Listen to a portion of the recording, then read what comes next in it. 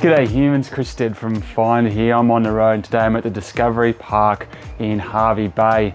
Now look, I'm going to do a bit of a tour of the entire venue for you, but first off I want to take you through the room that we're staying in. As you can see, quite a scenic park.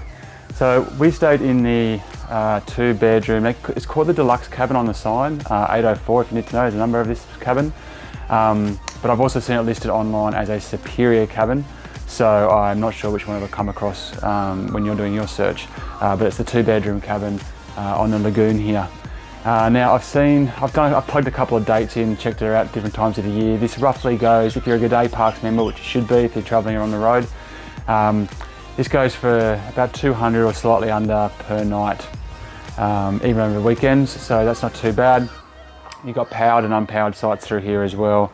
Actually, I don't know if you've got unpowered sites, you've definitely got powered sites which go for a bit under $100, so about $90 odd a night, and various different levels of cabins as well.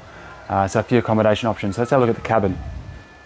So look, quite a spacious cabin. Got a nice balcony with the table and chairs out there. That doesn't stop you having another table and chairs inside, which is great. Uncluttered sitting area out here with a TV up on the wall, which has just your domestic channels, but all of the digital channels as well.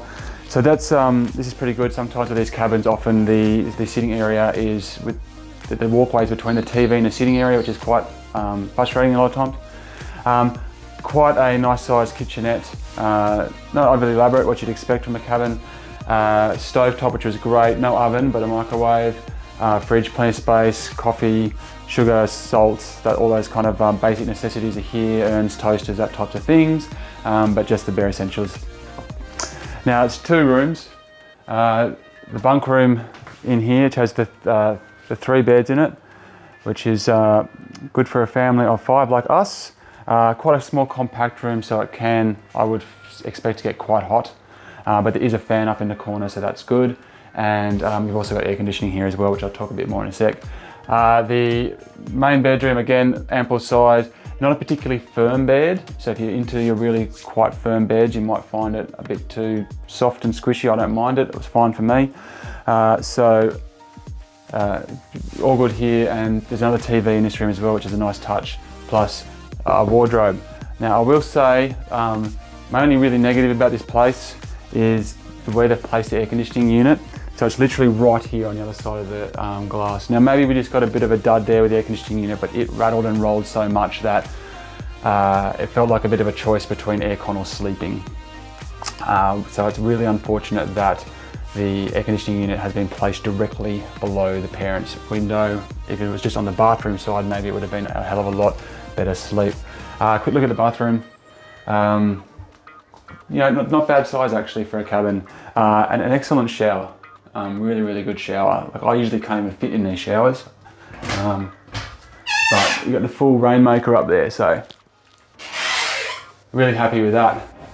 So cabin-wise, one of the better ones I've come across in the Discovery Parks. Is really quite nice. It is a little bit, I wouldn't say dated, but it's definitely, you know, a little bit on the aging side. But for the prices you're paying, I think it's really, really good value. Now I will take you on a tour of the entire campsite, but or the entire Discovery Park. But in general, one of the things I've really noticed about this place, it's got such a good community feel. Like it's a real family-focused place. Like they all are the Discovery Parks. So this one just, I think it's because it's just so tightly packed and not in a bad way, but just very inward facing, if that makes sense. And so just walking around at night last night, for example, and enjoying a beer and just kids and bikes and everything running everywhere was really, really quite cool. Righto then, so I'm going to give you guys a bit of a tour of the Discovery Parks. Caravan Park here in Hervey Bay. This is the cabin that I'm staying in, the Deluxe Cabin, which I'll show you more closely inside, or I already have. So I'm going to start here. There's the beast, about to hit Fraser Island.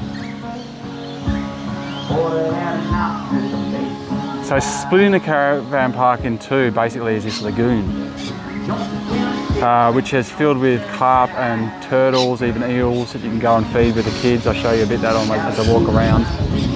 And it's kind of surrounded by cabins So you've got like the safari cabins up there. I'll show you, here's one here, it's a bit closer detail.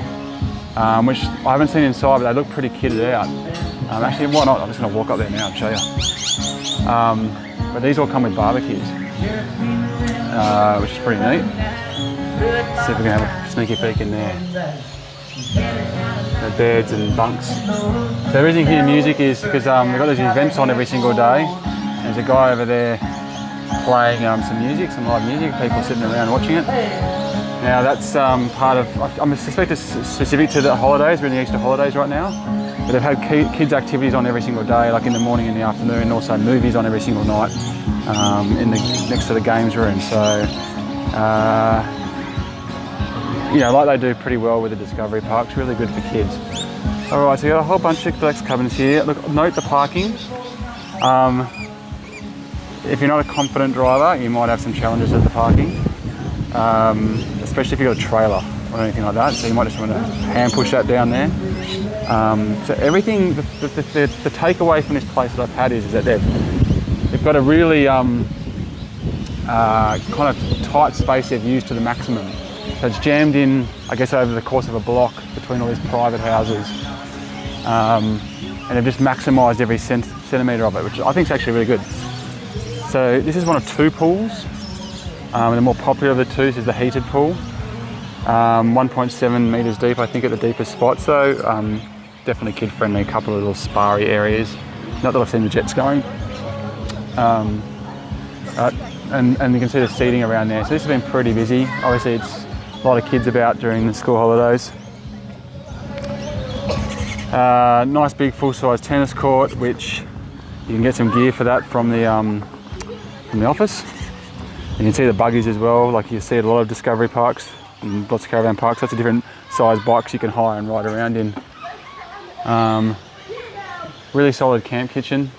There's a couple of camp kitchens around the joint. This is probably the main one. So if you are camping or in a trailer, you're pretty kitted out for barbecues and so forth. Fridge, microwave, a pizza oven.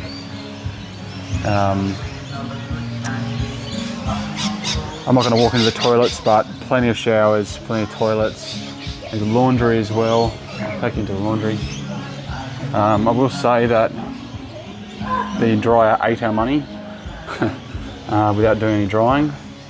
But I guess that happens. I'll take you right round. So you've just got an idea and a scope for the entire place. I'll do a loop for you so you can see everything. I'm not going to go into the bathroom because that's a bit weird, but well, there you go. Can't be weird if you can see straight through it.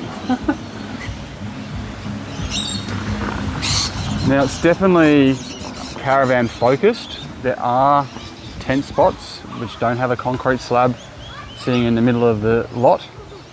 However, they seem to be on the edges, if you know what I mean. So I guess you could fit a tent there and then have it facing off towards the slab. But if you've got a large tent, like we have quite a big tent, they wouldn't fit on a lot of these places that have the concrete slabs. So that's something to be mindful of. There are some spots that could fit it for sure, so you have to make sure you point that out, how big your tent is when you're booking, because it can be tight. As you can see here, these guys have got the tent just on the edge of the concrete slab and just fit it in there. So that's pretty much this half of the property only goes back that far, so it's not huge. See another run of caravan slots going down there, and that's that roof you can see there, that's that laundry that I was showing you before. I'll just walk you down here so you can see which kind of the key camping spots which don't have rooms for the slabs. And I'm not sure how big they spread these sites out, but like we're here in the middle of Easter and it's not jammed in, you know, there's like a lot of space here really.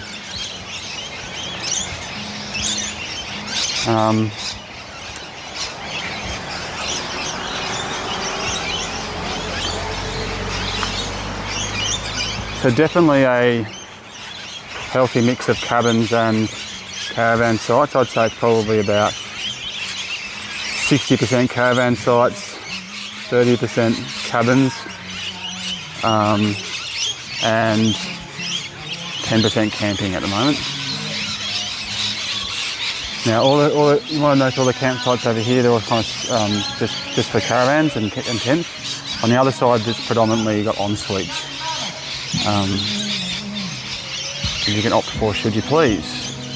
I'm sorry if that's a bit dark, the sun's just starting to set on me. It's been so bloody windy today, I just didn't want to walk around with the wind howling through the mic.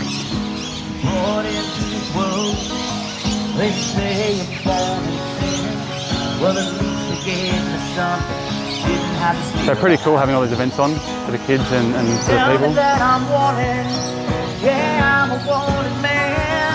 I'm a cold in your stable, I'm a king, what's the way will Mr. Catch me if you can. No end can, keep the flags scoring, take me down. So down here, I probably won't be able to see it right now, but this is where you got all your turtles.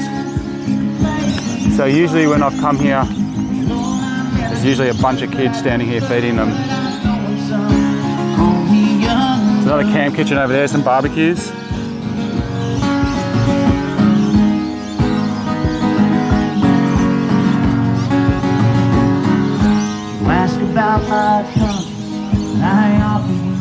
We've got a food truck in here at the moment. So I will say about oh here you go, you can see the Ensuites here. So this whole kind of side of the campground that we're on now, which is probably slightly bigger than the other half, has quite a lot of these Ensuites. Not too many residents, but that's obviously a resident there. But it only goes that deep, that far, that side. And only that deep, you can see at the end of the road there, this side. So, not the biggest caravan site in the world, there's a couple of good tent sites there. So the one thing I will say about the lagoon is, my youngest is 6, so he's all right, other than the fact he's been climbing the fence and dangling over trying to touch turtles and get his fingers nipped off.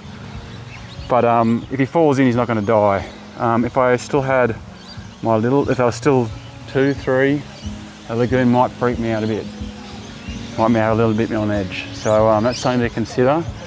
I guess if you've got young toddlers, you might just want to ask for a site which is just away from that middle bit, even though it's really nice.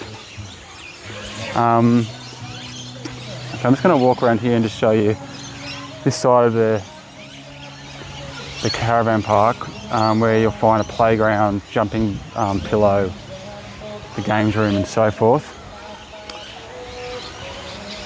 Now, location-wise, you're probably about 5 minutes from the beach.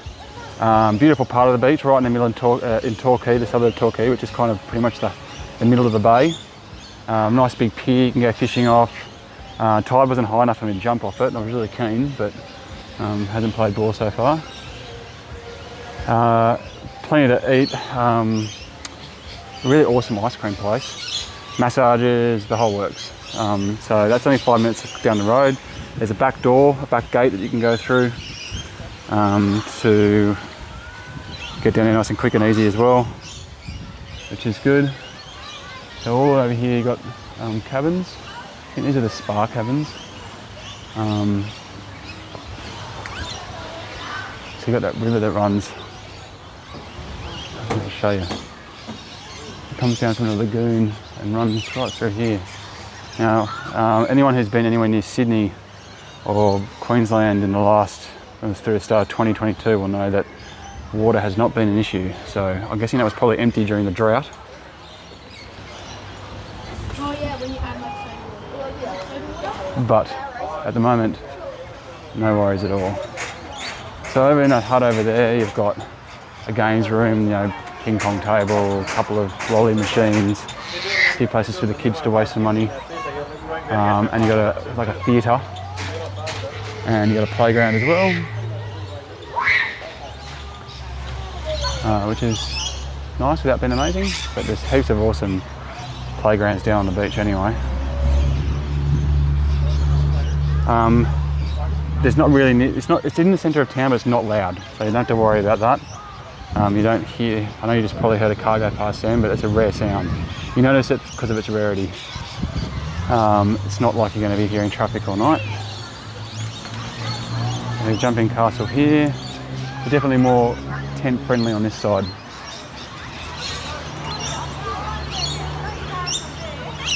Jumping pillow there, there's the office behind that where you come in. And bizarrely, the office requires a key to get through the gate and back in, so that's a bit annoying. Can't just send the kids up there without the key. There's another smaller pool here, well that's been pretty active as well. And another little toilet block and laundry as well there. So as you can see, like they've really maxed this space. Like it's obviously just a giant rectangle really, but every nook and cranny's got something going on. I really like the location. I really like how they've fitted out families and kids so well. It's the lagoon through the middle is a really interesting and unique touch. The events that they've had on for the kids in the movies have all been great as well. So you can see some of the kayaks and buggies you can hire just over there. And here we go to the front entrance there. And this will take you back down to the band, just playing down there at the moment. Anyway, so there's a full tour of the Discovery Park at Hervey Bay for you, so you know exactly what you're getting in for when you rock up here, and also if you want to try and choose a specific location. So those are my thoughts on the Discovery Park here at Hervey Bay. Definitely a recommended stay, good value for money. I love the location, I love the feel of the place and the vibe of the staff and the facilities that are available. A couple of little gremlins here and there, but nothing to really worry about. Definitely worth staying, especially if you're prepping to head over to Fraser Island like I'm about to do. Thank you for watching. Please check out my other videos. I'm Chris Stead from Finder. Until next time, I'm back on the road. Girl, you're mine.